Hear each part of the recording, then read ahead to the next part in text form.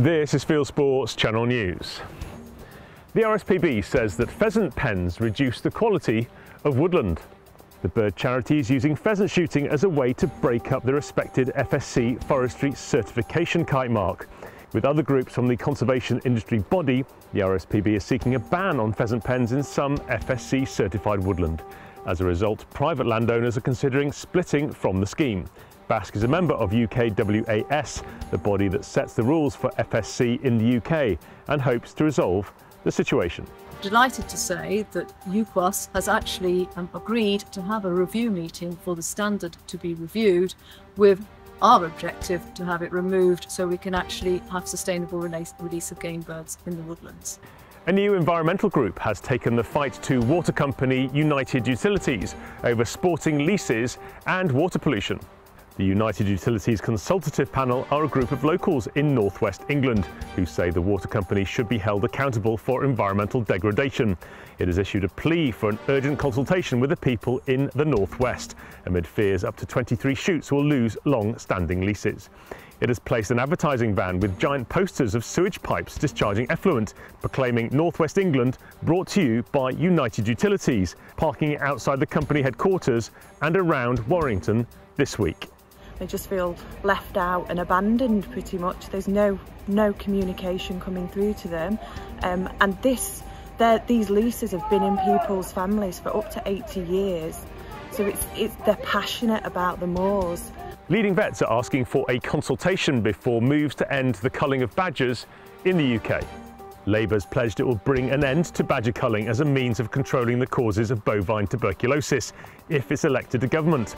The British Veterinary Association has asked that decisions to change the law are underpinned by scientific research.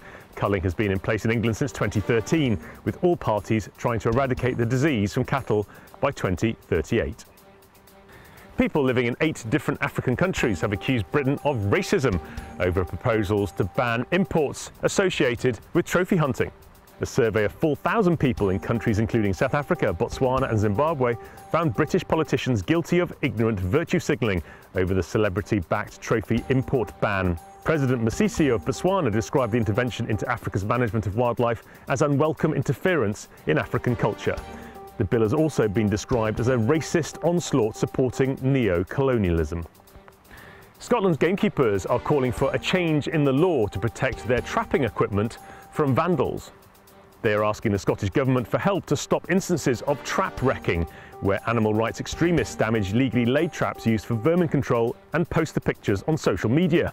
There's currently no specific offence relating to trap wrecking in the Wildlife Management and Muirburn Bill. Gamekeepers and conservation programmes use traps to control predators, including corvids, weasels and stoats. We have to have that right of protection. How would you feel if folk when come into your office and wreck your computer, say they're interfering with our place of work and it's not on? A pie and peas supper raised almost £2,000 for the Gamekeepers Welfare Trust. Shooting and hunting organisations and even local MP Robbie Moore came to Ilkley Rugby Club outside Leeds to talk shooting, listen to panellists and even enjoy some shopping.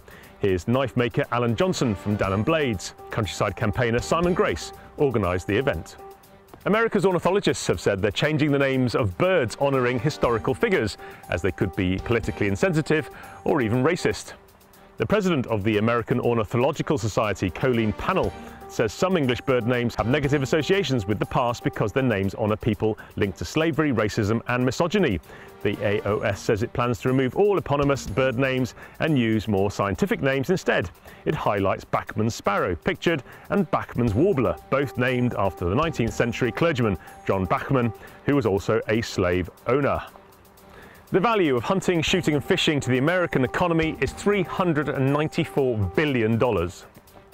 The US Fish and Wildlife Service has released figures from a survey carried out last year, which measured the value of outdoor activities. The University of Chicago carried out the survey for the US government. It reveals in 2022, people over the age of 16 took 1.7 billion trips to participate in outdoor activities, including fishing, hunting, wildlife watching, recreational boating, and target shooting. And finally, here's a story about a fox hunt with a difference. This fox has been spotted over the past 2 weeks in the Hampshire town of Gosport, with a length of pipe stuck around its head and neck. While most in the field sports community agree it should be dispatched, now a fox rescue project says its volunteers are camping out to catch it to remove the pipe. You are now up to date with Fieldsports Channel News. Stalking the stories, fishing for facts.